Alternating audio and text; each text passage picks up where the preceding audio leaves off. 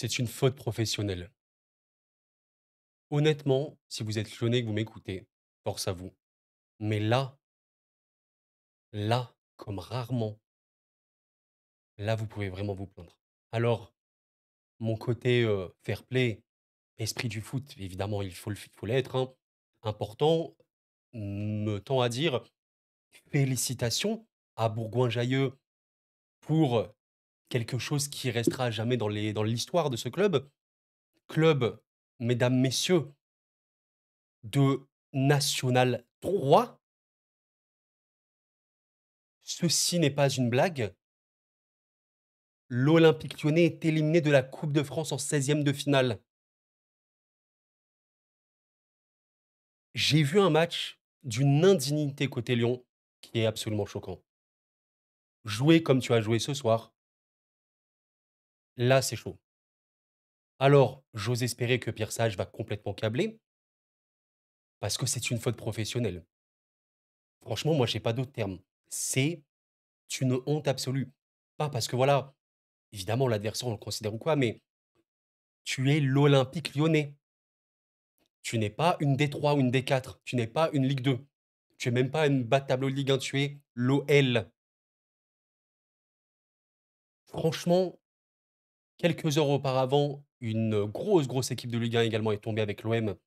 Mais l'OM a été éliminé par le LOSC, qui est largement une des meilleures équipes de France, si ce n'est la plus en forme actuellement avec le PSG. Bon, on peut débattre. Vous voulez qu'on analyse quoi, sincèrement? Il faut voir la dynamique lyonnaise sur les derniers temps, sur les derniers matchs. On parle d'un Lyon qui, bon, bah voilà, en vrai, a fait très bonne saison jusqu'ici. Alors, le début était un peu compliqué. Bon, il y a eu une défaite contre le PSG.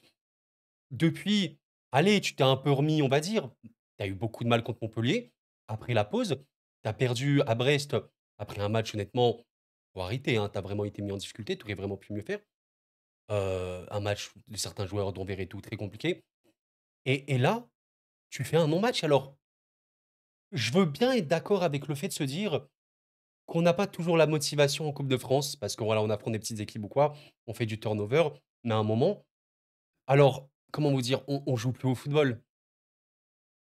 Il y a aussi des remplaçants dans cette équipe et là, on doit en parler parce qu'à un moment, c'est ce que j'évoquais dans ma dernière vidéo pour Lyon. Force à vous si vous étiez là. Vraiment force les Lyonnais. C'est choquant. Vraiment, c'est choquant que j'arrive pas à y croire. Il y a des joueurs qui ne sont pas fiables à Lyon. Alors, je vais parler d'un homme qui, je pense vraiment, n'est même pas voilà, il joue très peu, mais Omari te fume le match. Omari te détruit dans ce match, grosso modo, voilà, pour être très concret. À un moment, tu as quand même Tolisso, Matip, Cherki qui sont des titulaires. Et en vrai de vrai, je vais même pas leur vouloir à mort. Bon, Matip, je crois peut-être une erreur, je crois, en début de match. Il aura marqué. Heu, Cherki aura été, encore une fois, le gros créateur de l'équipe. Bon, voilà, 5 occasions créées comme d'hab, une passe D. Mais à un moment, comment tu peux expliquer que l'OL perd ce match-là? Alors perd, tir au but, hein, évidemment. Je j'indique pour ceux qui n'ont pas vu le match, Lacazette, alors le symbole, c'est oh là là, c'est tellement dur pour une telle légende. Lacazette rate son penalty et un des meilleurs joueurs de Lyon, sûrement le meilleur joueur de Lyon avec Cherki, rate son penalty également. C'est chaud, franchement, c'est choquant et là, je pense que au delà d'analyser le match, parce qu'il ne sert à rien, ça sert à rien d'analyser ce match-là. Voilà, vous voulez dire quoi? En première période, bah, honteux, mais complètement, il y avait aucun sens. Je tiens à vous indiquer quelque chose, je pense que vous connaissez, Hugo Guimet, journaliste le plus fiable concernant l'Olympique Lyonnais. Monsieur Guimet, disait ceci, à la mi-temps: «Pierre Sage, c'est inadmissible ce qu'on a fait en première période. Inadmissible, pardon. On n'a pas d'honneur et pas de fierté pour agir comme ça sur un terrain de football». Assez d'accord. Et voilà, comme il le dit après Hugo Guimet, en tout cas, s'il a dit ça aux joueurs à la mi-temps, ben, visiblement personne ne l'a écouté MDR. Parce qu'effectivement, la première période de l'Olympique Lyonnais, c'est une insulte au football. Voilà, on peut le dire. Bon, les joueurs, jouent pas. Voilà, c'est globalement, c'est pas un ou 2 joueurs ou quoi, juste, ils veulent pas jouer. Voilà, ils ne veulent pas jouer, c'est un manque de considération pour le football et en fait, tu une équipe qui n'a rien à perdre. Voilà, beaucoup d'énergie, beaucoup d'intensité. C'est des amateurs et ils t'ont fait un match énorme, honnêtement. Alors le doublé de Mountjexy, il est vraiment incroyable et tout, il y a pas de problème. Maintenant, il faut être honnête, la seconde période, pour Lyon, bon, à la fin, elle termine avec plus de tirs cadrés, l'équipe de Lyon, normal, mais il faut être honnête, pendant 15-20 minutes, il se passe rien encore côté Lyon. Lyon a peut-être joué réellement 10-15 minutes dans ce match-là, ce qui est une aberration extrême et je vais même vous montrer un truc qui va peut-être vous choquer. Sur l'ensemble du match, c'est Bourgoin-Jallieu qui a eu plus de grosses occasions.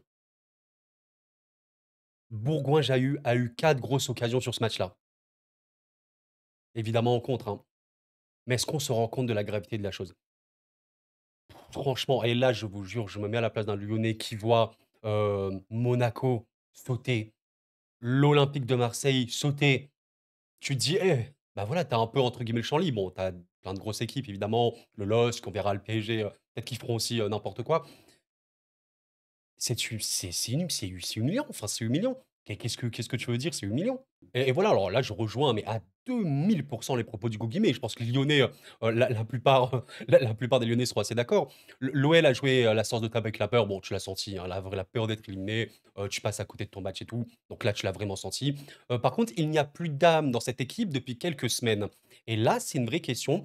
Que s'est-il passé à Lyon entre, le match du PSG et maintenant. Mais qu'est-ce qui s'est passé à Lyon pour qu'avant la trêve, bah, c'était une équipe solide, voilà, conquérante et tout. Il y avait des faiblesses, notamment défensives ou quoi, mais bon, tu génères beaucoup d'occasions, tu marques des buts, tu gagnes. Qu'est-ce qui s'est passé entre ça et l'OL de maintenant? Un match contre Montpellier, SOS, SOS. Un match contre Brest, tu as des performances notamment individuelles de certains qui font absolument flipper. Et aujourd'hui, tu fais littéralement un non-match. Que se passe-t-il à Lyon? Alors, je vois quelqu'un dire ça, si défaite contre Toulouse, Sage va sauter.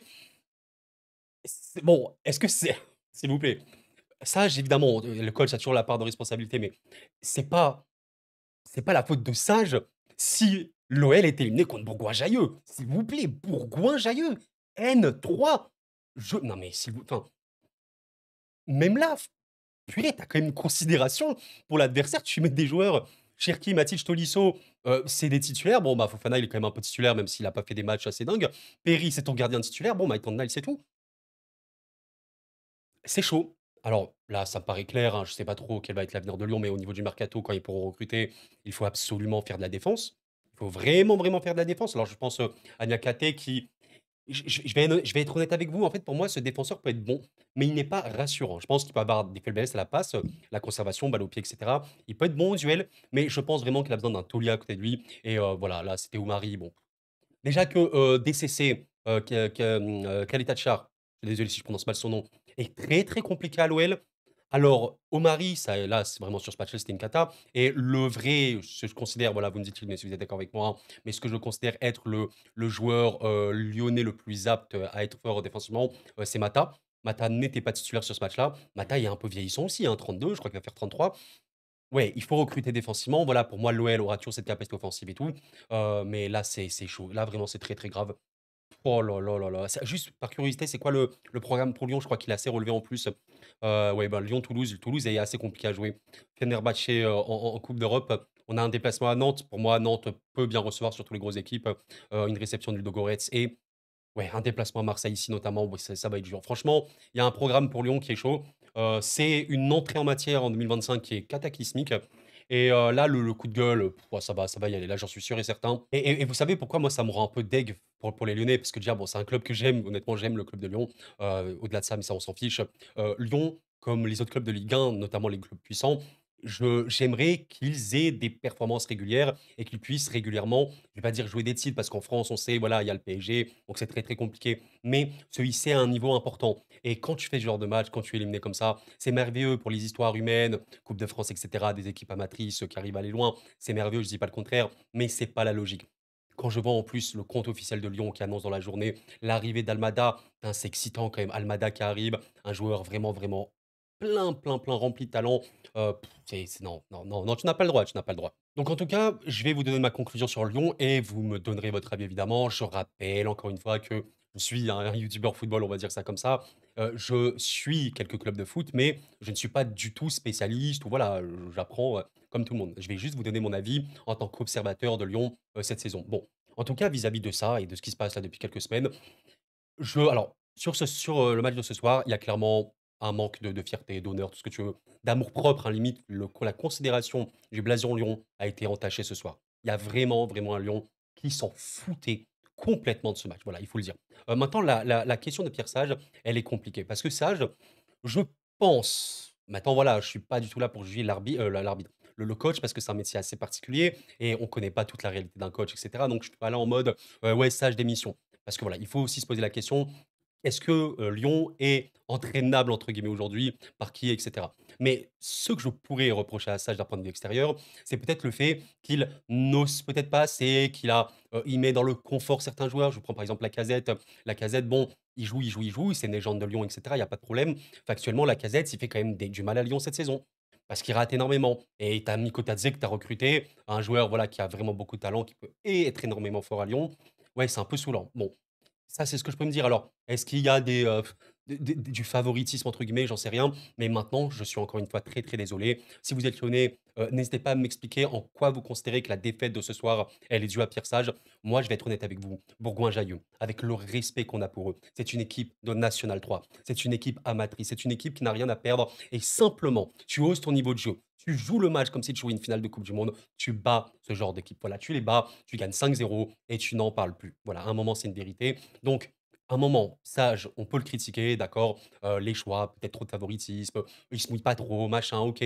Même tactiquement, voilà, on peut revoir le jeu lyonnais. Bon, pour moi, c'est une équipe offensive qui aura toujours des problèmes défensifs, c'est vrai, même si là, il y a clairement eu des erreurs, manque de concentration entre autres et tout. Mais là, tu as des joueurs comme ça, tu es éliminé, c'est une faute professionnelle. Bon, je vais arrêter là la vidéo, je suis désolé pour le peuple lyonnais, c'est une catastrophe, c'est franchement, c'est choquant. J'aurais rien dit, on aurait parlé football, mais disons que si Lyon est éliminé face à Lille, face à Marseille, je sais pas, Monaco, même le PSG ou quoi, bon, je serais pas voilà, on n'aurait pas dit faute professionnelle ni rien. On aurait parlé football, on aurait analysé pourquoi, mais c'est tout. Mais là, tu perds contre une N3, c'est une humiliation. Force aux Lyonnais, vraiment la force sur vous les gars, c'est abominable, c'est écœurant. Franchement, vous devez être écœurés. Je pense à un abonné, lyonnais, qui commence souvent sur la chaîne, qui me balance des gros, gros pavés, qui me disait après le match de Brest qu'il était écœuré, qu'il voulait plus entendre parler de Lyon. Mon gars, si tu passes par là, je suis désolé parce que là, ce soir, ouh là là, je crois que je veux plus regarder le football. Bon, voilà, c'est choquant. C'est aussi la magie du football en quelque sorte. C'est beau, c'est merveilleux, c'est des merveilleuses histoires et pour que ce genre d'histoire existe, il faut des grosses, grosses sous-performances.